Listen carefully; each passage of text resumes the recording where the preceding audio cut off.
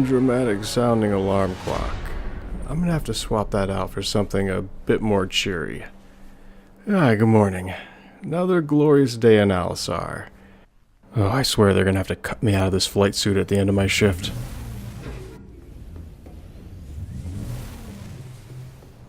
Ah, the sounds of Alisar in the morning. Well, it's morning somewhere out there. I guess that's why I like space. It's officially morning whenever I wake up.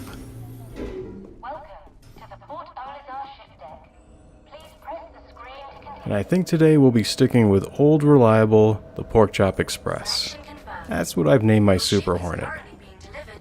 I started out as an Aegis fanboy, and now I'm an Anvil diehard all the way.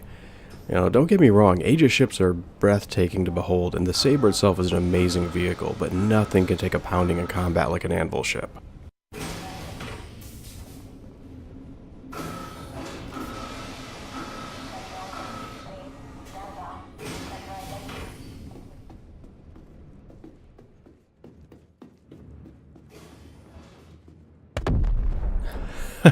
And there's the Alisar I know and love. Okay, where is it? I want to see if I can locate the smoldering wreckage. Today my assignment is to act as a companionship for the scan probe.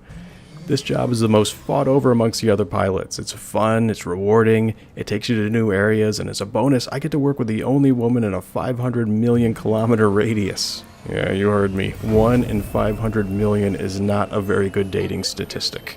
Well, I mean, it is for her, but for the rest of us, no. Well, normally I like to do a victory lap around Alisar just to see what ships are out and just take a general look around, but I think we should just get right into it today. I believe Terra is 3.08 astronomical units away. From star to star, Magnus is 9 AUs away from Crusader, and I don't care how far away Pyro is, I wouldn't make that journey even if they discovered that Whore Planet was right on the other side of the jump gate. Probe duty is kind of like being a trained receiver for Tessa. She points and we fetch. Mostly it's just checking up on stray beacons. She also looks out for anomalies, but that's more of a sciencey thing, and our ships aren't equipped for that. Well, for the time being. Tessa to random ship. Come in, random ship. Hey, that's me. What's up? Hi, welcome to the neighborhood. Second class junior cartographer Tessa Bannister reporting in. Well, good to meet you. I'm the eyes behind all the ICC scan probes in the area. What these little guys see, I see. Which, yes, means I can totally see you. Right now. Oh, yeah, the barnstorming. Sorry about that. There was actually a reason to why I called. I'm sort of not allowed to leave my post. Jump point scanning and all. So, I was hoping you might be able to help me with something. If you have a second, could you check out these coordinates? Scans are saying something's there, but can't ID it. Well, that's my job for today, so I literally cannot say no. Okay, Tess, I'm gonna jump now and I'll check in with you once I've ID'd what the scans are picking up. Just for FYI, 1 AU is equivalent to 149,597,870.07 kilometers. Kinda boggles the mind to think that our travels can be measured in these amounts. I just want to check my monitors really quickly. I'm kind of particular about these.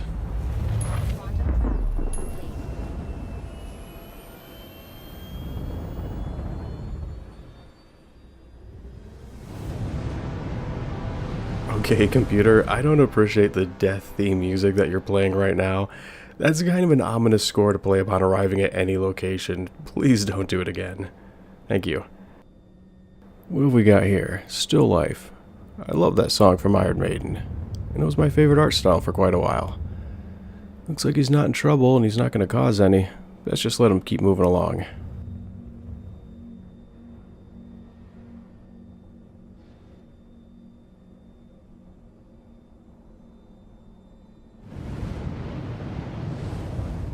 Well, that's strange. I don't know what that's about. I don't see anything on the radar.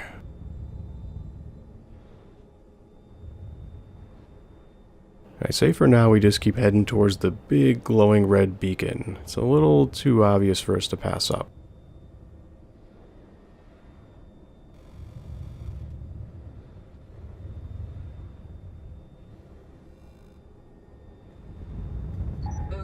chose the wrong part of space to fly through.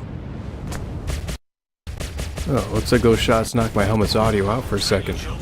A lot of civvies have reviewed my tapes and asked why we can hear sounds from other ships like weapons fire and explosions. Well, that's simple. We can't. Sounds don't travel through the vacuum of space, and even if it could, it wouldn't carry over these distances or be able to penetrate the soundproof canopy of my ship. Everything is simulated via my onboard targeting computer. It uses approximations based on real-world examples. It reads the distance and size of the explosions and plays a sound file at an appropriate volume. I tried flying without it once, and the dead silence just feels wrong. Plus, I found that an audio simulator is a great way to use sound to approximate the direction and distance of an enemy's weapons fire without actually having to rely on my instruments all the time. Still, the internal sound of the cockpits are all authentic. Collisions on the outside of the hull causes distortion that transfers into the cabin's atmosphere, translating into sound. You can hear the hum of the engine, the muted buzz that comes off the consoles, and the swearing of the pilot are all real. Sometimes painfully real.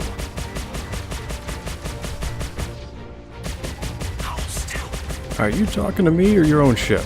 Because it kind of sounds like you want to die.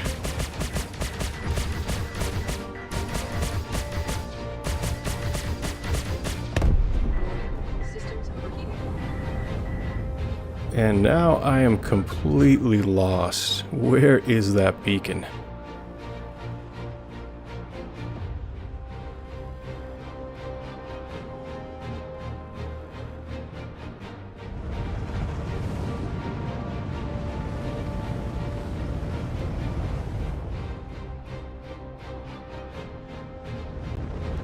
Oh, thank the space Buddha, there it is. Some people have expressed an interest in hearing more about me. Well, I'm from Terra, and not from a wealthy family either, which is becoming an increasing rarity in that place. The cost of living in Terra is so high that the price for everything, even little things like getting a pilot's license, is so inflated that you either need to be independently wealthy to afford the buy-in costs, or you need to be sponsored by someone who can front you the money. Being sponsored has become a kind of legal form of slavery on Terra, where the cost of the loan and the interest ends up being far more than you'll ever earn in 2 lifetimes, basically making it impossible to pay off. That makes you their property for life. Real nice. Crowning jewel of the United Earth Empire, political and cultural mecca, the envy of Earth itself. And what are they doing? They're bringing back slavery. The hypocrisy of that entire system makes me sick to my stomach. My options were to become an indentured slave or take the job assigned to me by the job placement office. Vending machine repairman. That's what they wanted me to do for the rest of my life. Can you believe it? So I decided to hop a ship out here to Alisar and join the Port Authority. Now I'm doing what I love while flying one of the most sophisticated fighter planes a civilian could get his hands on. I think that I'll also try my hand at a little cargo hauling once the 3.0 contract has taken effect. To those who find this, know that my journey has ended. It was finding my way here that made the path worth taking. I am glad that I can be part of your story too. Share it well. Safe travels. Okay, Tessa, this is the Pork Chop Express checking in. We just found your disturbance and sending you the feed now. Tessa here. Whoa, that was quick. Appreciate you looking into that scan for me. Yeah, no problem. Between me and you, I had been hoping we might discover a new life form, like a sentient rock or something. But what you found was pretty neat too. Okay, that'll be our little secret. Oh, you and your sentient rocks. Oh, you are watching those old Star Trek vids that I sent to you. You should keep watching them. They have this guy named Kirk who goes crazy in like every other episode. Good stuff. The ICC probe is one of the few operational stations left in the system that's owned by the UEE, and not the corporations that have taken over Stanton. It's a deep space scanner that's constantly monitoring for distress beacons, anomalies, and jump point activity. Its influence could extend nearly halfway to the Magnus system, but due to our current situation, it only surveys up to the outermost rim of the furthest moon in Crusader's orbit. Stanton's corporations aren't too keen on us looking too closely into their space for some reason. Crusader couldn't care less. After all, the probe is aimed away from their planet, not at them. Thanks for looking into that for me. Oh yeah, no problem. I'm just gonna stick around and fly out here for a little bit if you don't mind. You know, soak in some boost fuel.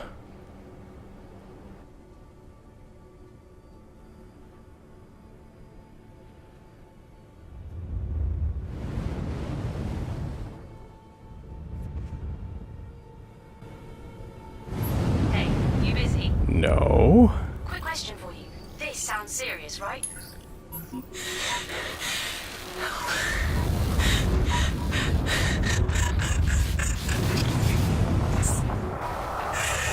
Yeah, actually, that sounds horrific. It's coming from these coordinates.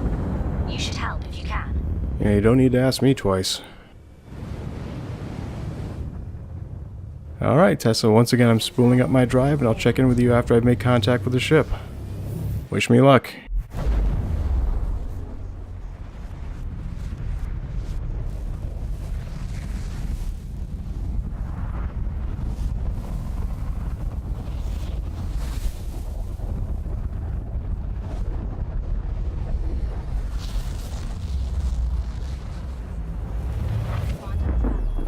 Oh, damn, I just noticed all my monitors reverted back to their default settings for some reason. Alright, hold on a second, let me take care of this.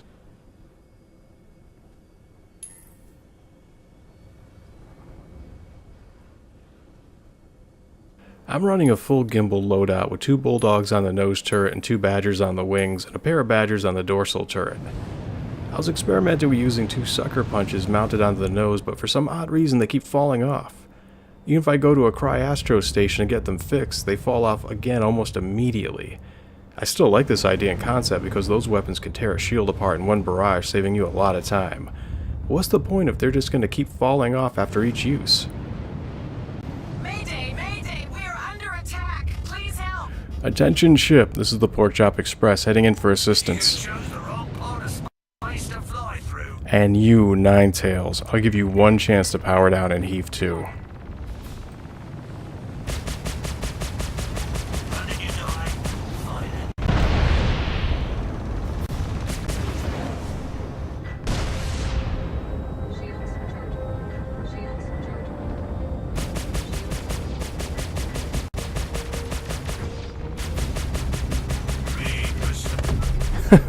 I'm sorry, what was that? I couldn't hear you over the sound of you blowing up.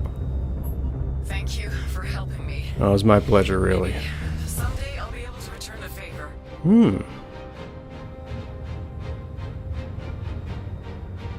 Hey, Tess, this is the Porkchop Express checking in. Problem taken care of, and the civvy is on her way safely back en route. Is that ship in trouble? I mean, space is dangerous. But it's good to know that there are people like you out there too. You are gonna make me blush, but I'll take the compliment anyway. Okay, Tess, I'm gonna take a little detour, but I'm gonna be heading back to the probe in just a second.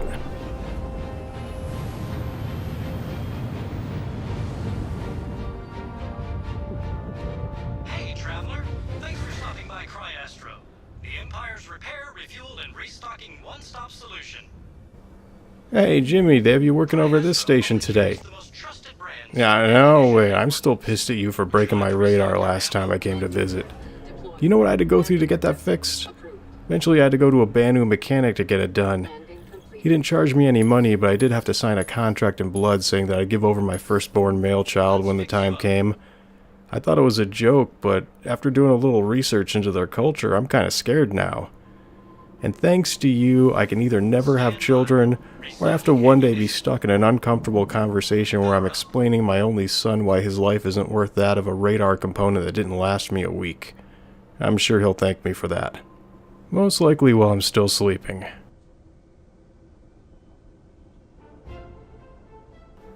Also, do you think you could look into this weird jittery problem my ship has? It's like it needs the mechanical equivalent of Ritalin or something.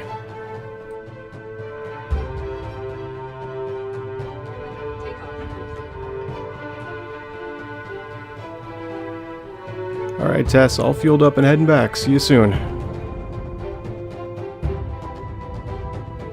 Thank you for watching, and don't forget to like and subscribe to be made aware when new content is out. And if you're entertained by what you see, then make sure to hit that like button. Enjoy the rest of your day, and I look forward to seeing you again in the continued ICC Probe Assistance Series, Mission Number 3.